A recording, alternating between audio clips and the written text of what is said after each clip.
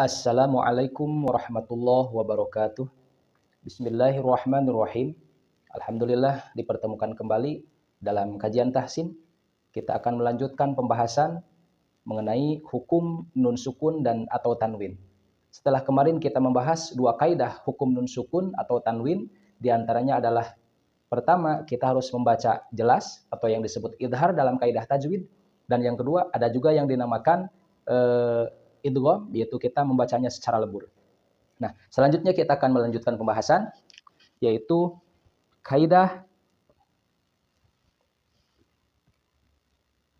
iqlab. Di mana secara bahasa arti iqlab ini adalah mengganti nun sukun atau tanwin, bunyinya diganti dengan mim sukun.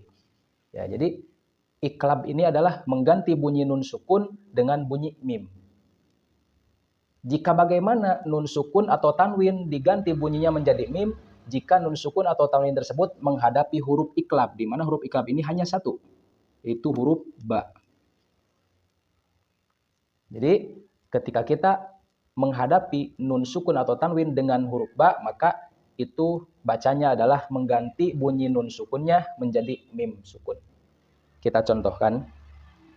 Amburika, amburika, yambu'a, yambu'a, sami'um basirun. Nah, jadi mengganti bunyi nun sukun menjadi mim. Adapun cara membaca mim sukunnya, seperti yang telah kita bahas bersama di kaidah tahan suara, adalah bisa dengan dua cara. Pertama, kita bisa membaca mim sukunnya tersebut secara sempurna, artinya merapatkan bibir, ya. Amburika, yambu'a, sami'um basir. Itu bisa dengan sempurna merapatkan bibir, atau dengan tidak sempurna merapatkan bibir, artinya ada udara yang masih bisa keluar dari antara dua bibir tersebut. Amburika, yambu'a, sami'um basir. Namun kaidahnya tetap sama, adalah ditahan. Karena kita telah membahas di pertemuan yang terdahulu bahwa jika kita menemukan huruf nun sukun atau tanwin bertemu dengan huruf ba, maka prinsipnya ditahan suara. Nah, itu dalam tajwid adalah dengan istilah iqlab atau mengganti suara nun sukun menjadi mim sukun. Selanjutnya adalah kaidah ikhfa atau samarkan suara, ya. Dalam konteks tajwid disebut ya ikhfa. Bagaimana cara membunyikan nun sukun atau tanwin ketika menghadapi huruf-huruf ikhfa? Maka disamarkan. Ya, artinya ditutup nun sukunnya sehingga tidak terlalu kedengaran nun sukun. Biasanya mengganti bunyi en menjadi eng. Ya. Terlepas itu suara engnya bervariasi karena ada kalau dalam pembagian tajwid itu ada abad, ada ausat, ada akrob. Nah, itu prinsipnya adalah ikhfa. Jadi samarkan suara, jadi tidak jelas seperti en gitu ya, seperti idhar. Apa saja huruf-huruf yang menyebabkan nun sukun atau tanwin dibaca ikhfa, dibaca samar? Adalah huruf-huruf selain huruf idhar, selain huruf idgham, selain huruf iqlab. Berarti tinggal kita potong aja huruf-huruf tersebut.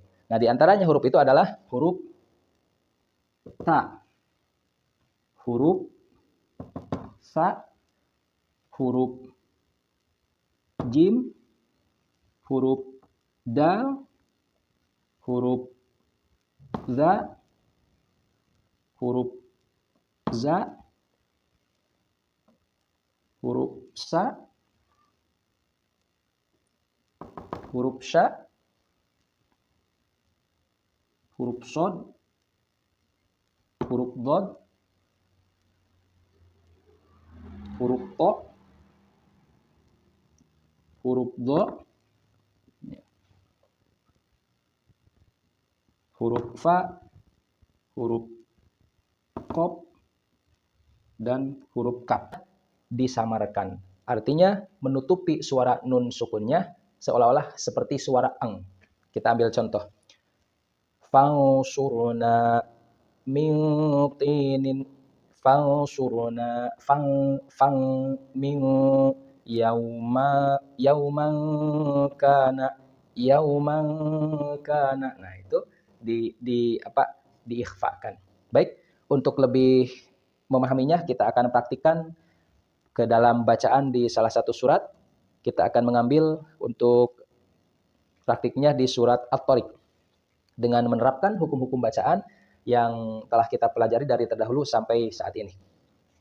A'udzu billahi minasyaitonir rajim. Bismillahirrahmanirrahim. Was-samaa'i wat-thariq. Was-sama itu panjang, ada alis yang tebal. Wat-thariq, riq itu qalqalah. Wama itu juga dibaca panjang karena ada alis yang agak tipis. Wama adraka mat-thariq. Wama adraka mat-thariq. An-najmus saqib. An ditahan, ada nun tasdid. An-najmus saqib. Nah, ini ikhfa. Nun sukun menghadapi huruf kaf. Kullu nafsil kemarin adalah idgham. Kullu nafsil lam ditahan, mim tasdid. Lamma 'alaiha hafiz. Kullu nafsin lamma 'alaiha hafiz. Nah, itu ada nun sukun menghadapi huruf dha. Falyanzuril